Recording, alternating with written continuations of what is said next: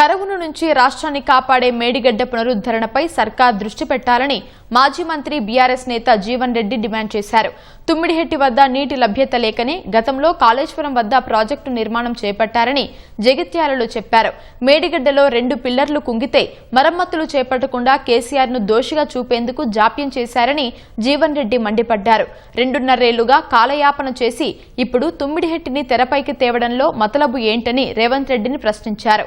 Kaleshwaram project తెలంగాణకు వరప్రదాయినిగా మారిందని జీవన్ రెడ్డి స్పష్టం చేశారు.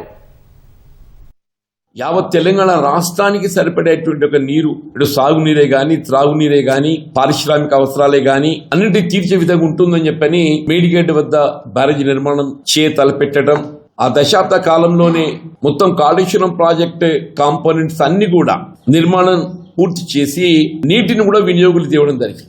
దురదృష్టం వీళ్ళ మేడిగడ్డ వద్ద ఆ 7th బ్లాక్ లో 2 పియర్స్ కృంగిపోవటం, వీళ్ళ కాంగ్రెస్ పార్టీ ఏదైతున్నదో తక్షణమే మరమ్మతు చేపట్టుకోగలిగినట్టయితే ఈ పార్టీకి ఆ మేడిగడ్డ వద్ద నుండి మళ్ళీ నీటిని తరలించుకునే అవకాశం మనం పొందగలుగుతాం.